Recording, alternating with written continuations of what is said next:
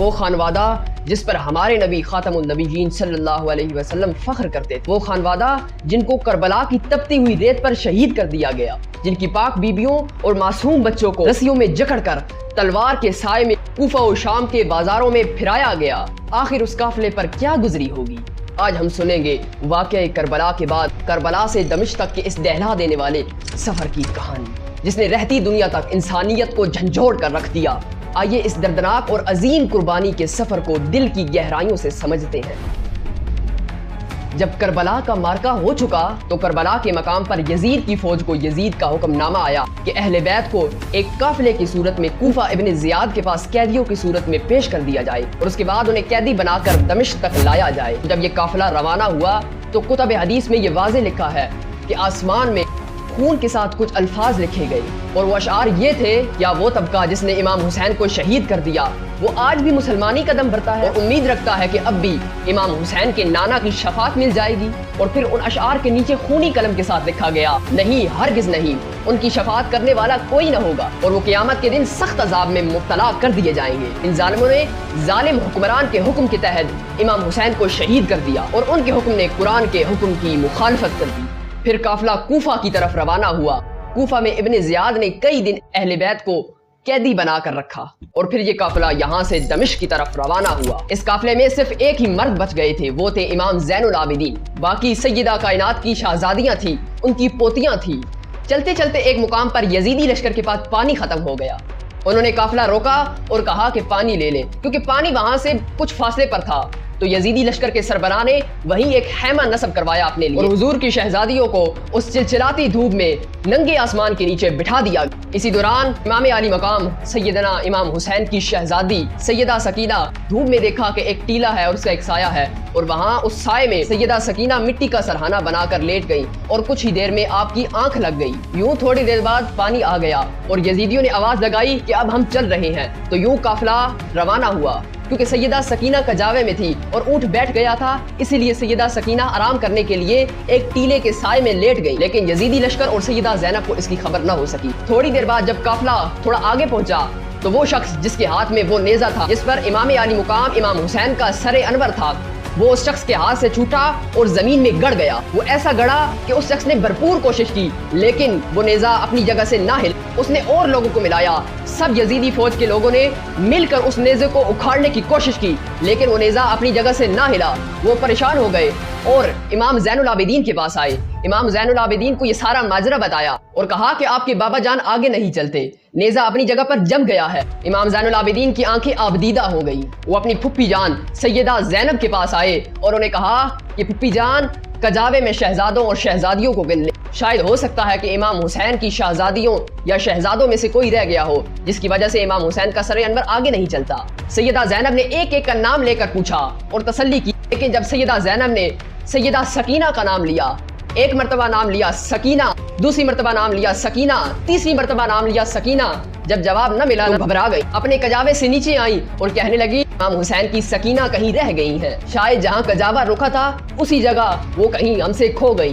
رات کا اندھیرا تھا، دوڑتی دوڑتی اسی جگہ پہنچی جہاں پہلے کجاوا رکا تھا پانی لینے کے لیے۔ جب وہاں پہنچی تو حیران ہو کر دیکھنے لگی کہ وہاں ایک نقاب پوش عورت نے سیدہ سکینہ کو اپنی گود میں لے رکھا ہے اور وہ انہیں پیار کر رہی ہے۔ سکینہ انہیں واقعہ کربلا سنا رہی ہیں، ہمارے بابا امام حسین کے ساتھ یہ ہوا، ہمارے بھائی کے ساتھ یہ ہوا۔ وہ نقاب پوش عورت وہ کہانیاں سنتی بھی تھی اور اس کے بعد سیدہ سکینہ کو چومتی بھی تھی اور روتی بھی تھی۔ اتنے میں سیدہ زینب کریم پہنچی اور کہنے لگی اے نقاب پوش عورت، تمہارا بھلا ہو، تم نے ہماری سکینہ کو سنبھال لیا ہے، تم نے ہم پر ایک احسان کیا ہے، اللہ تمہیں اس کا اجر دے۔ کہنے لگی بتائیں تو صحیح کہ آپ ہیں کون؟ اس کے بعد وہ نقاب پوش عورت پلٹی اور کہنے لگی زینب بھول گئی ہو، تمہاری ماں فاطمہ ہوں۔ حسین کی لخت جگر، حسین کے سینے پر سونے والی سکینہ اکیلی رہ گئی تھی۔ قافلہ چل پڑا تھا، میں سکینہ کو تنہا دیکھ کر قبر میں نہ رہ سکی، میں نے چاہا کہ جا کر سکینہ کو سنبھال لوں جو کہ ایک روحانی طور پر آئی تھی۔ کچھ دیر بعد وہ نظروں سے اوجھل ہو گئی اور سیدہ زینب سیدہ سکینہ کو لے کر واپس اپنے قافلے کی طرف آ گئی اور وہ جس شہر سے بھی گزرتے تھے بدبختوں نے وہاں یزید کی فتح کی تیاریاں کر رکھی تھی، شہر سجائے گئے تھے اور یزید کی فتح کے جشن منائے جا رہے تھے۔ اور فتح یزید کے جشن کے سما میں حضور کی شہزادیوں کو قیدی بنا کر ان بازاروں میں سے، ان شہروں میں سے گزارا جاتا تھا۔ ان کے سر انور جھکے ہوئے تھے اور ان کے سر نیزوں پر تھے، اور اسی طرح چلتے چلتے آخرکار دمشق میں آ پہنچے۔ دمشق میں پہنچے تو یہ دیکھا کہ پورا شہر یزید کی فتح کے جشن کی تیاریاں کر رہا ہے۔ بہت سو کو تو یہ بھی پتہ نہیں تھا کہ یہ جو قیدی بن کر آئے ہیں یہ ہیں کون۔ لوگوں کو یہ بتایا گیا تھا کہ یزید کی حکومت کے خلاف کچھ باغی تھے جنہوں نے یزید کی حکومت کے خلاف بغاوت کی اور انہیں کچل دیا گیا، اور ان کے اہل خانہ کو قیدی بنا کر یہاں لایا جا رہا ہے۔ یوں قافلہ چلتے چلتے ایک بازار میں پہنچا۔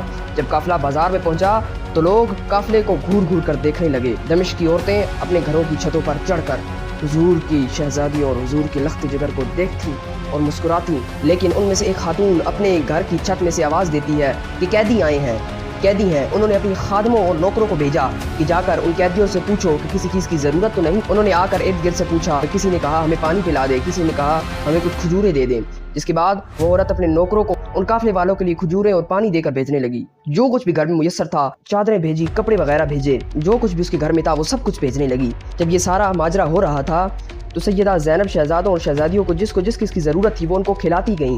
قافلہ رکا رہا۔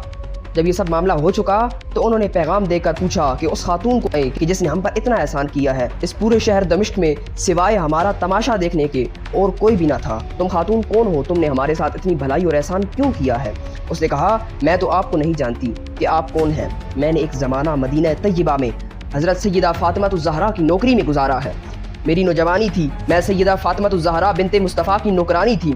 نوجوانی میں ان کی نوکرانی تھی، اور جب میں مدینہ سے رخصت ہونے لگی، پرانی بات ہے، اپنی کہانی سنا رہی ہے وہ، سیدہ زینب کو جب میں رخصت ہونے تو میں نے سیدہ فاطمہ الزہرا سے دعائیں لی تھی اور عرض کیا تھا سیدہ کائنات مجھے کوئی نصیحت ہی کر دیں۔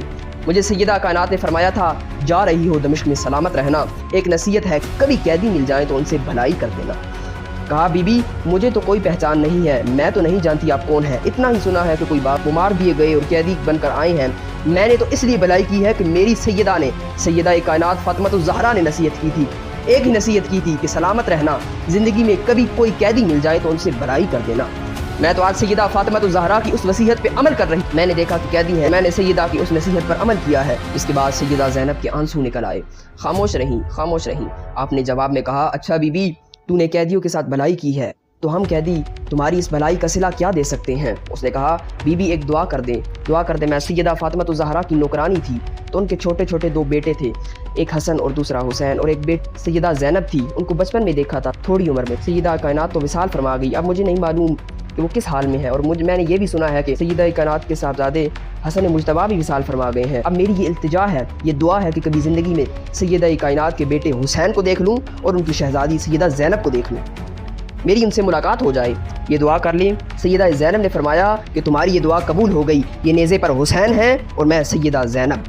تو یوں قافلہ دمشق میں داخل ہوا۔ جب قافلہ یزید کے دربار میں داخل ہوا تو یزید نے امام علی مقام کے خانوادے کو قید کر دیا، اور کچھ دن قید و بند کے بعد انہوں نے دیکھا کچھ ایسے واقعات ہوئے کہ اس نے دیکھا کہ خانوادہ رسول کا یہاں رہنا مناسب نہیں، اس کی حکومت کے خلاف ایک بڑی بغاوت ہو سکتی ہے، جس کے بعد اس نے فیصلہ کیا کہ اب امام حسین اور ان کے خانوادے مدینہ روانہ کر دیا جائے۔ جب مدینہ کے لیے لشکر روانہ ہونے لگا تو امام حسین کی ایک صاحبزادی ہیں سیدہ فاطمہ، ان کا نام بھی سیدہ فاطمہ ہے، فاطمہ بنت الحسین، وہ کھڑی تھی تو ایک شامی دربار میں آیا، وہ کہنے لگا، اس کے ذہن میں تھا کہ یہ وہ باغی ہیں جنہوں نے یزید کی حکومت کے خلاف بغاوت کی تھی، تو ان کی بغاوت ختم کر دی گئی ہے اور ان کی خاتونوں کو کنیزیں اور لونڈیاں بنایا گیا ہے۔ جب وہ شامی دربار میں داخل ہوا اور وہ شامی کہنے لگا کہ یہ لونڈی باندی کنیز مجھے دے دو، تو اس پر سیدہ فاطمہ اپنی پھپھو جان کے ساتھ لپٹ گئی اور کہنے لگی پھپھو جان کیا اب ہمیں کنیزیں بھی بنایا جائے گا؟ جس پر سیدہ زینب نے کہا نہیں، ہرگز نہیں، یہ بدبخت ایسی جرت نہیں کر سکتے۔ جس کے بعد یزید طیش میں آ گیا اور کہا اگر میں چاہوں تو یہ کر سکتا ہوں۔ جس پر سیدہ زینب نے کہا اے بدبخت یزید، جب تک تو میرے نانا کے دین کا نام لیتا ہے یہ جرت نہیں کر سکتا۔ تو وہ شامی سمجھ گیا کہ عام قیدی نہیں بلکہ یہ تو خانوادہ رسول ہے۔ اس کے بعد وہ یزید سے مخاطب ہوا، اس کو خبر نہ تھی، اس نے کہا یزید تم پر لعنت ہو، تم نے حضور کی شہزادیوں کو قید کر رکھا ہے۔ جس کے بعد یزید نے جلاد کو حکم دیا کہ اس کا سر قلم کر دیا جائے۔ تو یوں اہل بیت کا قافلہ دوبارہ مدینہ کی طرف روانہ ہوا۔